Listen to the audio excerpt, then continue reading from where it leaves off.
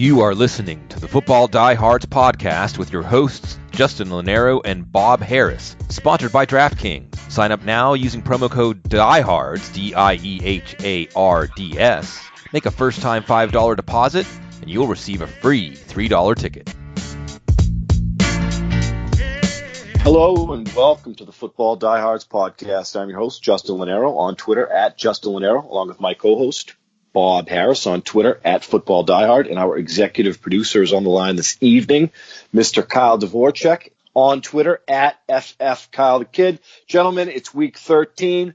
Mr. Harris, wow, what is going on in Albuquerque? Lucky week 13. I don't know. I haven't been outside in like a month or two, so that all comes in February when the season is over and I get a day off. I'm sure it's all lustrous out there, much like it is in your own home areas. But, man, there's so much football stuff going on. First of all, just shout out again the second edition of Kyle Dvorchak's volume report up on footballdiehards.com early in the week. Get on that. Catch Justin with the Digging in the Crates, a nice DFS piece. Later in the week, catch my own DFS 3 and out column and all the news notes and all the substantive things that are going on there throughout the week. If you don't happen to be a subscriber, if you're listening to us on iTunes or Stitcher or wherever, go to footballdiehards.com/free trial. We'll give you a free 2 weeks, see what it's all about. And the first thing you want to do is go check out the volume report. Good work on that, Kyle. Let's jump in because we've got things going on. And look, if you're working your waiver wire, there are some situations to take advantage of this week, not the least of which will be the injury to Melvin Gordon. Looks like he'll miss a week to 2 weeks to 3 weeks. I mean, we're somewhere in that range.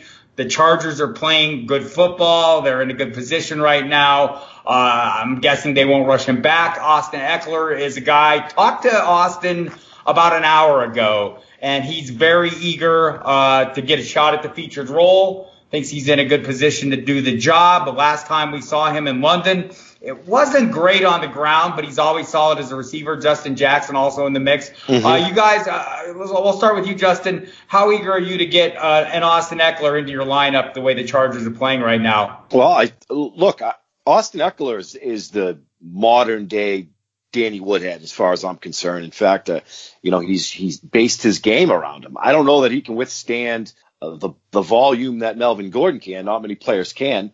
So I can certainly see the rookie Justin Jackson, who the Chargers drafted round 7 out of Northwestern, be in the mix. I mean, when I look at Austin Eckler, he is that Danny Woodhead type player, and who Phillip Rivers has leaned on for so long. So he's certainly going to have a role in PPR formats. You're going to have him. And I can see him having 5 receptions, 6 receptions. Whether or not he can handle 20 carries is to be seen. I just don't think he's big enough for that. Yeah, Justin Jackson is a guy, our friend Matt Waldman from the Rookie Scouting Portfolio said if you want to get a good look at his stiff arm, look at the Heisman Trophy. They do a reasonable facsimile thereof. Chargers schedule over the next few weeks: Pittsburgh Sunday night, Cincinnati, Kansas City. That Kansas City game might be a lot of passing to play keep up. And we'll see how that one plays out. But there is another meltdown in Duval County, Florida, where the Jacksonville Jaguars started out Monday by firing their offensive coordinator. They followed up shortly thereafter by benching their quarterback. And they followed up shortly thereafter by getting news that their starting running back, Leonard Fournette, has been suspended for 1 game for the fight he got into with was it Shaq Lawson in Buffalo, coming off the bench to join in a fight. Never a good idea. And the league followed up on that with the suspension for a game. So, look, that leaves Carlos Hyde and TJ Yeldon in the mix for playing time. Cody Kessler will start at quarterback replacing Blake Bortles. I'm not sure how exciting that is. But, Kyle, you have a choice, and it's, let's say you're playing in a PPR league. Is TJ Yeldon the better choice for you than Carlos Hyde is at this point? Yeah, I'll definitely take TJ Yeldon because with this offense being as incredibly lackluster, to give it a nice spin as it has been, as it will continue to be with the rotating door at quarterback, with the uncertainty at running back, I'll just take the known PPR points you're going to get from 3 or 4 catches every game. And despite Carlos Hyde probably splitting a good majority of the rushing work, give me the PPR upside of TJ Yeldon 10 times out of 10. Yeah, they're playing Indianapolis this week, by the way, at home. So, Justin, for you, what is your level? Because I'm with Kyle on this one. Yeldon seems to be the guy. My SiriusXM co-host, Mike Dempsey, who covers the Jaguars on a daily basis, is kind of leaning in that direction as well. Are you going to make it unanimous? Is it a Yeldon thing, or is does Hyde have some worth to you? Oh, look, it's certainly an interesting situation. I mean, I drafted TJ Yeldon everywhere preseason. I mean, they drafted Yeldon, I think, to have a volume role early on, but I think we know what he is at this point in time. And you drafted TJ Yeldon for the reason, Leonard Fournette is never on the field. Now it's a suspension. Typically, it's injury. So I certainly think it is TJ Yeldon. We've seen him in a large role, and he's pretty good. He's a good back. It's interesting because Carlos Hyde is dead smack in the middle of his prime. He was a top 10 fantasy running back last season with San Francisco. The Browns get him now. He's with the Jaguars. So they would be foolish not to use Carlos Hyde because I think he's a good running back. And he certainly fits the bell cow role just about as much as any running back in the league over the last couple of years. So I could see a 60-40 split, 60 for Yeldon, 40% for Carlos Hyde. But it would behoove the Jaguars to get Carlos Hyde in the mix for certain. I would agree. I mean, I think they need to keep their defense off the field. They need to get a little something. Well, they certainly need to keep Andrew Luck and that offense off the field for the Indianapolis Colts, who will be without Jack Doyle going forward. Injured kidney. Sounds like Marlon Mack is in danger of missing this week's game. Kyle, which direction are you? I mean, look, Eric Ebron owners are going, yes. I mean, there's no question about what's going on there. Ebron's been a vital, dynamic scoring threat, regardless of Jack Doyle's presence or not. I think it doesn't hurt him when Jack Doyle is out. In fact, it helps him. But at running back, are you comfortable enough with either guy? And by either guy, I mean Nyheim Hines or Jordan Wilkins to roll with them in season long or in DFS lineups? In DFS, I'll have exposure to both. In season long, I really won't be having very much Jordan Wilkins unless I'm in dire spots where I had guys like Marlon Mack, like Leonard Fournette. And now I have no one. But generally, I will lean much towards Nyheim Hines, just like we were with the TJ Yeldon situation. I think we'll see somewhat close to a 50-50 split in carries. But Hines is just the PPR. He's PPR gold, and he's on a good offense. That is the big difference here, is he's PPR gold on a good offense. He's like pairing a guy like Giovanni Bernard, say, with a great quarterback like Andrew Luck. Yeah. That's what I want to buy into for fantasy. Jordan Wilkins, I think it's worth picking up, but I won't be starting at all. See Nyheim Hines on the field an awful lot when the ball's inside the 10-yard line, it seems like. And I like that. Yeah, I like that an awful lot. So, Kyle, Justin mentioned the Bengals. We're going to have a change at quarterback there. Injury to Andy Dalton's thumb. The initial reporting was it's not bad. And it wasn't right until they put him on IR. So Andy Dalton's season is effectively over. Jeff Driscoll steps in. I think the thing that's interesting, look, and the offense kind of caught a little spark with him. Look, we've seen that before. Guys come out and you catch a little lightning in the bottle. Some things that interest me about Driscoll was they kept him around as a third quarterback. That's generally not an accident. You could be moving around. They could be making moves. The fact they kept him over the likes of Matt Barkley kind of interests me. But he's also a very athletic guy. Was a true blue chip high school player. But he has a lot more athleticism and mobility. In fact, when they played the Saints and they put him in, they tested out a little bit of read option package. Bill Lazor did. I guess the concern for me is, can he fuel the fortunes of the guys like Tyler Boyd, like we saw in this game, or AJ Green if he returns? Justin, what would be your level of confidence in those receivers with Jeff Driscoll at quarterback? And we're assuming, of course, on AJ Green, we don't know that he'll be back, but he's heading that way. If it's not this week, it'll be next, I would guess. And is this maybe just the best news for Joe Mixon? I think we're going to see a lot of Joe Mixon, and I think as fans, that's precisely what we want to see. Like you said, AJ Green probably not going to play, but I think when he does play, I think a guy like Driscoll will force feed AJ Green, and it's going to take time for him to get on the same page with youngsters like John Ross, and we're seeing Tyler Boyd come into his own. But that was with Andy Dalton, so out goes Andy Dalton. In comes this new kid, and quite frankly, they're a mess. They're not a good football team by any stretch. So, I mean, last week he was 17 of 29, a touchdown, decent, but you're going to see him struggle, and that is why I love the Broncos this week. One of the worst defenses in the NFL. I mean, we can see that. So that is makes it appealing on the other side, and it forces the Bengals to try to play catch up. I don't know if they still have the personnel to do that, and that's a bit of a concern. Baltimore Ravens, you guys. I'll go to you, Kyle. Lamar Jackson trending towards starting again. My guess is he will. The late reporting as we're recording this late Tuesday is that exam for Joe Flacco that he was going to have. He's going to need another week. I thought John Harbaugh said something very telling when someone asked him on Monday, should a starter lose his starting job due to injury? And Harbaugh basically said, come on, we're going to do junior high cliches here. We're playing to win, right? And I think that's the answer you want to hear from an NFL coach is Yep. These old sages, these old cliches don't necessarily hold true. You want to see this guy out there. Lamar Jackson been very effective as a rusher. The two games he's in, saw a little more passing this past week. But I think the big key with him is the Gus bus is rolling. And it seems like Gus Edwards is a guy from a fantasy perspective that we can hitch a wagon to, as well as Lamar Jackson, even as we unhitch from those wide receivers who seem to be taking a hit. Kyle, there's a seat on the Gus bus. You want it? Yeah, I'll be taking a seat on the Gus bus. That's actually a guy I wrote about in the volume report. My only concern is that he has, I believe, one catch the whole year. Not that he's had a featured role the whole year, but he's got a decent amount of carries, and it's just adding on no catches. He's a pure one-dimensional back. But when you pair him with a guy like Lamar Jackson, that creates so much running space for him.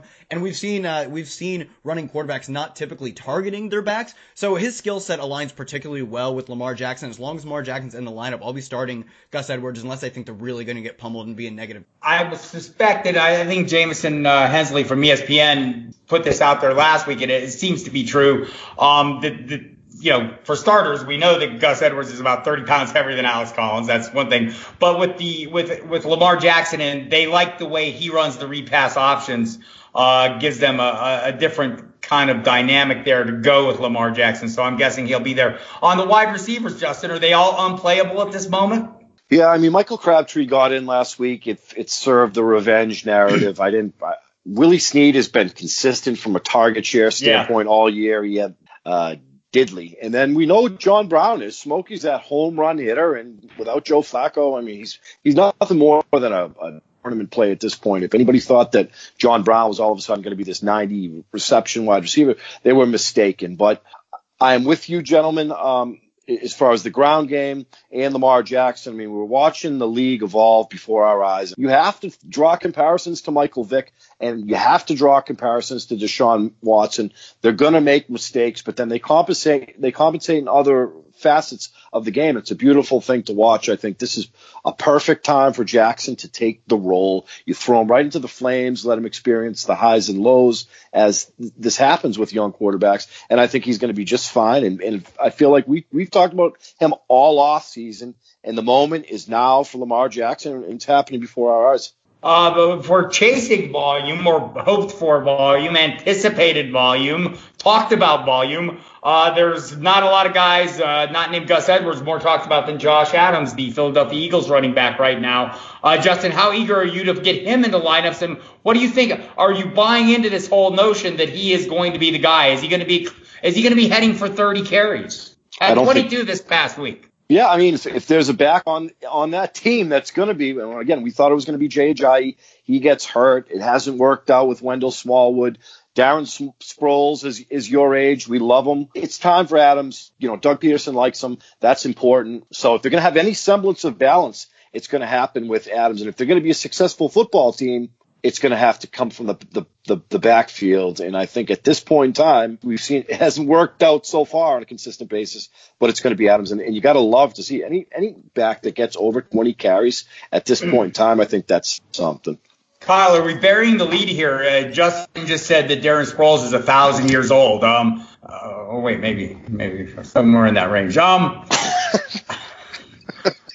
That offense in general, Kyle, Carson Wentz, look, it hasn't been great the last couple of games. I mean, a little bit better this past game, but where's this offense heading in your mind? Are we going from the pass first to run first? Is this a thing now that we should be watching as we head down the stretch? I mean, if they want to win games, I don't think they should be going to the run first. They have one of the best quarterbacks from last year. Hasn't looked quite the same, but he's still an extremely talented quarterback. I do think we'll see some balance because that's what we've started to see. But in general, I think this offense is just a bit of a downgrade because I don't think we're seeing the extreme playmaking ability, and I don't think we're seeing as many touchdowns. So I think it's, run first, pass first, I think just generally down, or at least not up to our lofty expectation. And something that I've got a lot of questions on Sirius today as we did our waiver wire show.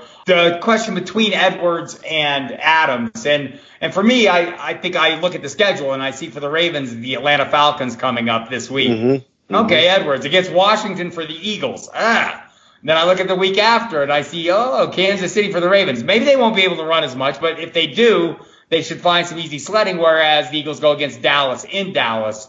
So I think people want to take a look at the schedule before they get too caught up in either of these guys. I wanted to ask you, Kyle, about a guy that I think has disappointed the last few weeks is James Conner. As we look at the Steelers' schedule going forward, playing the Chargers Sunday night, Oakland in Week 14, the Patriots Week 15, and who do they have Week 16? The Rams. How do you feel about Conner going forward? Well, from the names you listed off of the defenses will be playing, I see a lot of high-scoring games, and I see some bad defenses, some of which are both. That's very good. He's getting a ton of volume. You're telling me volume plus high-scoring / bad defenses? That's a recipe for success. If he's gotten you this far, you're absolutely riding him. And at DFS, this is a great chance to buy low. This is exactly, when someone... Football's a cyclical game, and it's a lot of...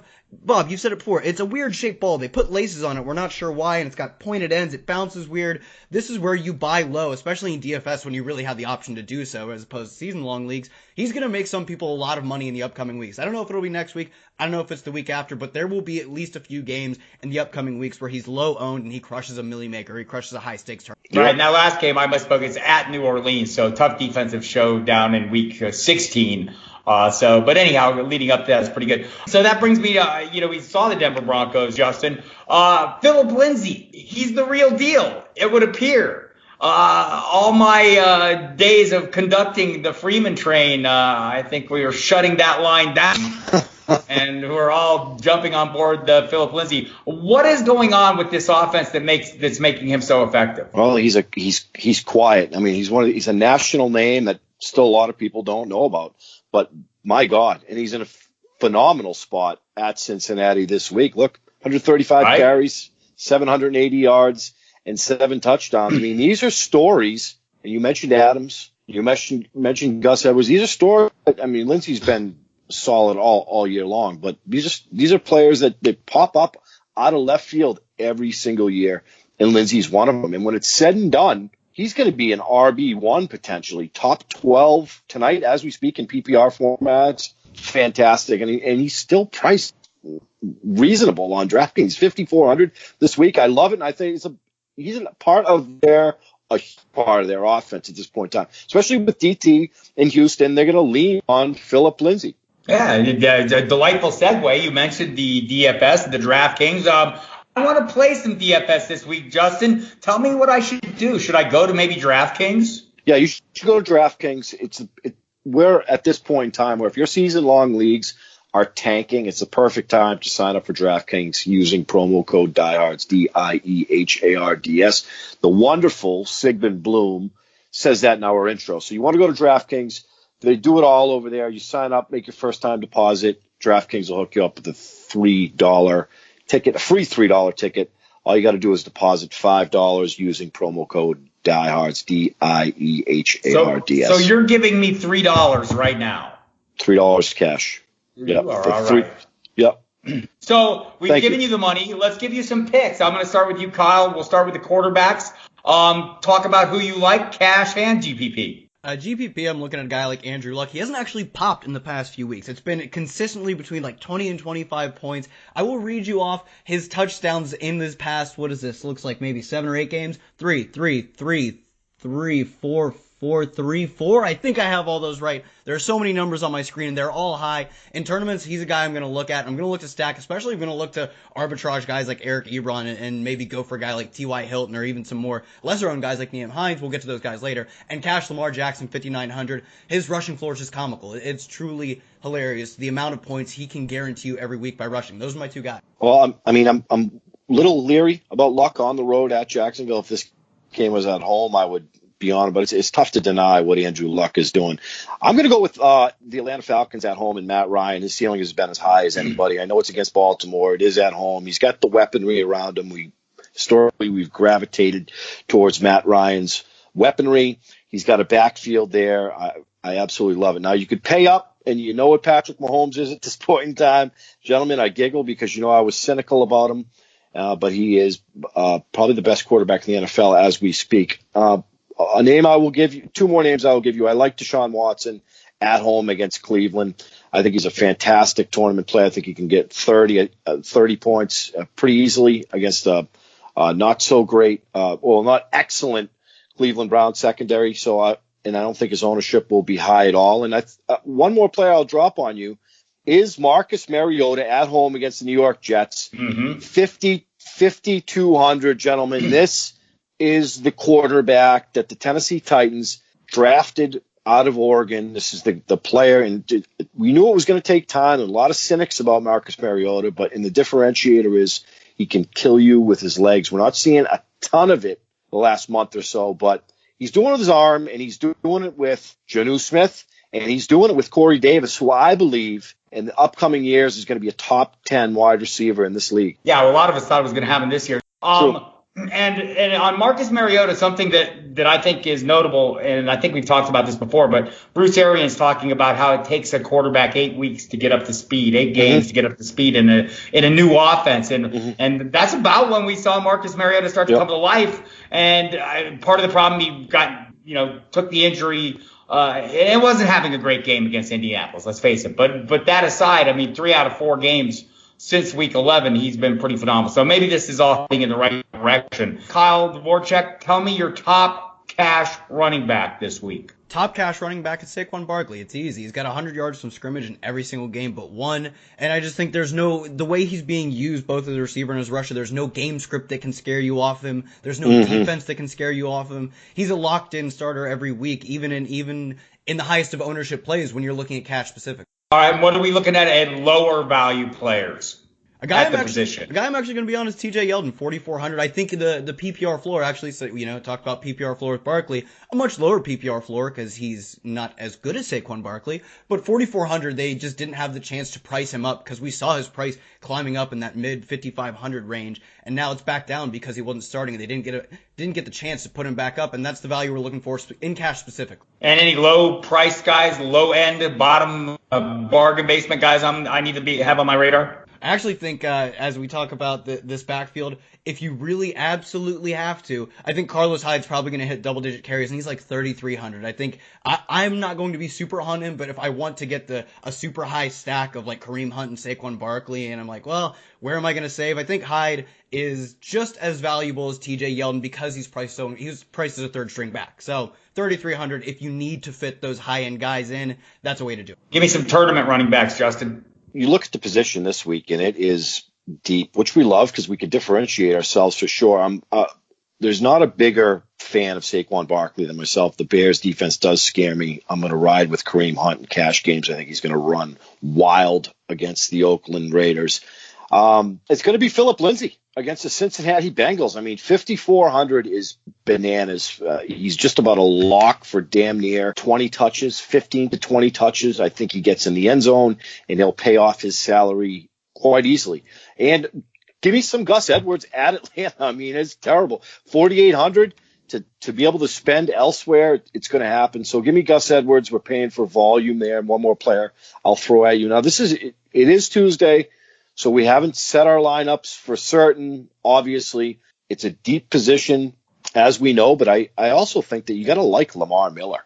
Lamar Miller looked pretty damn good. He busted one against Tennessee. They've been a good run defense. Give me Lamar Miller, 4,600. You're paying for volume there, and he's been decent. He's one of the lone bell cows left in this game that I can see, and it takes a load off of Deshaun Watson's back. Great matchup at home against the Cleveland Browns. Any other names that you want to throw into that mix there, Kyle, before we move on to wide receivers? I think that covers them all. I do agree, though. I had Lamar Miller written down. I thought I'd save it for Justin. I think that's a great pickup. I'm glad you said that one. I think it's a bad game coming up ahead, in general, and maybe the game flow is not going to work his way, but maybe LeGarrette Blount, who is the real Zach Zenner, going against the Rams defensive middle. It's great at pass rushing and disruptive playmaking. Not so good at stopping opposing ball carriers. I don't want to be chasing points, but we know Kerryon Johnson likely out again this week. There'll be a role there. Wide receivers for you, Kyle, your top plays, tournament and cash. Top plays, I'm looking at a guy, DJ Moore, 17 targets in his last 2 games. I'm not sure if we'll see Devin Funchess again or not, but really, he's pushing for 1A, 1B status with him anyways, and if he's not, he's this team's clear lead receiver, outside of Christian McCaffrey, who catches so many passes. But he's the team's clear lead receiver, and he gets this Tampa Bay defense. Such a juicy matchup. I want to get all over that, specifically in cash. He's 5,600. I'd imagine against this defense, it's going to be uber chalky. A guy I'm looking to pivot to in tournaments is Robert Woods. Hasn't had a 20-point game in about 6 weeks, but I think we could see that change this week. 6,900. I think Brandon Cooks will be the more popular of those guys. And one interesting stack, we talk about Lions value. I'm looking at Bruce Ellington, 3,500. In the past 2 games, he got 15 targets. No Marvin Jones, headed to IR. Tack this LAD and run it back with a guy who I think will help you differentiate your lineups if you want to get in on this game. Justin, your picks. Are you fast forwarded? You sound like you almost sound like an auctioneer. It's really impressive. I like Mike Evans. I'm going to stack that Carolina Tampa Bay Buccaneers game. I like Mike Evans. Jameis Winston's back, 8,100. If you really want to get cute, which I do not, you could kind of pay up for Tyreek Hill. I will not, but I think Tyreek Hill will make people are going to be scared about his price tag, and he's certainly a tournament play. Kenny Golladay at home against the Rams, they're going to be down, and I can see Kenny Golladay 6,700 having 10 to 15 targets quite easily. I like him at a sub 7K price tag, and I'm going to agree with Kyle. DJ Moore, arguably the best rookie wide receiver in this class. It's nice to see Cam Newton have a wide receiver other than some 6'5", kind of bulky wide receiver like Devin Funchess or Kelvin Benjamin. And Steve Smith-esque for Cam Newton. And if Funchess isn't playing, give me some DJ Moore at his price tag. And where I mentioned Marcus Mariota, I think it's only fair to mention Corey Davis as well. So if Corey Davis, 5,500, another guy, he's only had 4 targets back-to-back weeks, but the 2 weeks prior he had 10. I think Corey Davis has got a ceiling that's damn near 30 at this point in time. His price is beautiful. So give me some DJ Moore, give me some Corey Davis right around the 5K range. If I'm going to spend a ton tonight, it's Mike Evans. Interesting. And just one dart toss from me for the tournament players, Robert Foster of the Buffalo Bills. It's not just a 1-week thing. It's a 2-week thing. Last 5 catches have gone for 47, 43, 15, 75, and 19 yards. Playing with Josh Allen. Here's the thing about him, right? When Josh Allen stayed at home in Buffalo over the bye to finish off his rehab, one receiver stuck around and worked with him, and it was Foster, who, by the way, had, about 15 more snaps than 10 more snaps than Kelvin Benjamin last week. So moving on to tight ends, Kyle, tell me somebody you like, or even more than one guy you like. Bob, I like you, and I like Justin too. But in tight ends, I'm looking at Jared Cook, 4,700. He's still averaging 6.4 targets per game, and that's the kind of volume I'm looking at when you get the Kansas City defense that just, they're not going to stop you. Even if you are the Raiders will find a way to put up a few points, and who better to do so than Jared Cook, this team's #1 receiver. And in tournaments, I want to attack Justin, you said this, I want to attack the Tampa Bay defense with the Carolina offense. I want to do so with Greg Olsen, 4,100. Since he's come back, he's been a bit, give or take, a bit here and there, but really 4,100 to attack this defense is great. And I'm not particularly interested in paying up for tight end. The past 2 weeks, we've had super chalk tight ends, George Kittle, and week before that, Zach Ertz, who they had locked in volume. They were going to score a lot, and they just completely busted. I want to avoid that at all costs because tight end's such a hard position to nail down. Right. And Justin, who are you looking at? Rob Gronkowski week is coming. For 5,400, he looked good. He caught a great ball in the end zone. Just seven targets, week 12. We like that at the Jets. It's tough for me to Rob Gronkowski is the best tight end in the league. We can all agree on that. 5,400, I'm going to have some Gronk for certain. I definitely agree with Kyle in terms of Jared Cook. He's a top 5 or 6 tight end in the game right now. 4,700. They're going to be trailing. He's going to get force fed. He's, every time you hear Jared Cook, he's freakishly athletic. We've been hearing about that for what it seems like 10 years. So give me some Cook. I feel like he's going to have 8 to 10 targets, probably right in that 13, 14 DraftKings points range. And gentlemen, Eric Ebron, wow. No Jack Doyle, week 10 at home against Jacksonville. 3 catches, 2 touchdowns, 28 DraftKings points. So some Ebron in tournaments. I would assume that he would be a focal point of the Jaguars defense.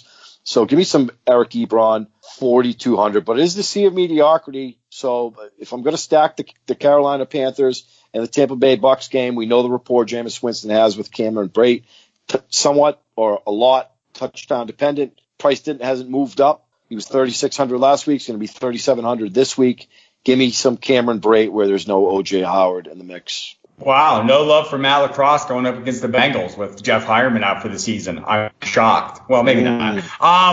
Justin, top defense plays this week for you. No, I was looking at it, and I am going to attack. Give me the Denver Broncos for the price. I like the Broncos. A lot of playmakers on that defense going up Picking against on the new quarterback, are you? Yeah, exactly. So give me for the right price, 2,700. I am all about it. It's a position where through the week, you have to look at it more and more because you don't want to end up with that 0 or -1, going 1 under par, because that can happen easily, even with the best defense. So for tonight, it's the Denver Broncos on the road. I also will have some of the Rams. Matthew Stafford can get sacked as well as anybody in this game. It'll be a script where he's flinging the ball around and plays will be made. So I think the Rams, they very similar to the Broncos in the sense where there's some absolute studs on that unit, and I'm going to want some of it because they can make plays with the best of them. So for 2,600, it's going to be the Rams and it's going to be the Denver Broncos tonight. I like that Denver play. I played Cleveland this past week against Cincinnati and helped me break even. And breaking even in tournaments is like winning. It's not losing is winning. Kyle, your defenses this week. One defense I'm going to be looking at right in that same price range, 2,700, Houston Texans. Cleveland allows the 5th most sacks in the year so far, and now they face Jadeveon Clowney and J.J. Watt on the road as underdogs. That's the type of situation I want to buy into. I really think they could be one of the more valuable defense. Yeah, this is genius level stuff, and I'm making my notes right now before I set my lineups. I hope everyone goes to footballdiehards.com to do the same. Check out Kyle Dvorchak's volume report, week 13, up right now. Justin's digging in the crates, looking at the DFS values. We'll be up late this week, usually around Friday. Justin, my DFS 3 and out column will be up Thursday night, and tons of other content available for you throughout the week. Go hit it up, check out the site often. Hear me on the SiriusXM Fantasy Sports Radio every day from 6 to 8, and Saturday night from 8 to 11, and Sunday morning from 11 to 1 p.m. It's way too much radio and not enough podcasting. Justin, get us out of here. I want to thank everybody for coming by. I mean, it's week 13 already, gentlemen. This is a new project we started in May, and I'm really enjoying working with both of you guys, and it's been successful. It's been a successful podcast. And I can't, just to piggyback what Bob was saying, there's a ton of talent at footballdiehards.com, including our colleagues, John Laub, Jersey Jen Ryan, who's one of the best in the industry, and now Kyle, who I couldn't be happier to call a colleague in terms of writing, is now. So it's a group. It's a good bunch, and I'm happy to be a part of Football Diehards. And again, thanks for listening to the show. Great stuff, everyone. That'll bring us to a close. If you want all of your Football Diehards pod updates, as well as the updates on those articles you just heard about, find Bob at Football Diehard, myself at FF Kyle the Kid, and Justin at Justin Lonero. Thanks for listening, everyone.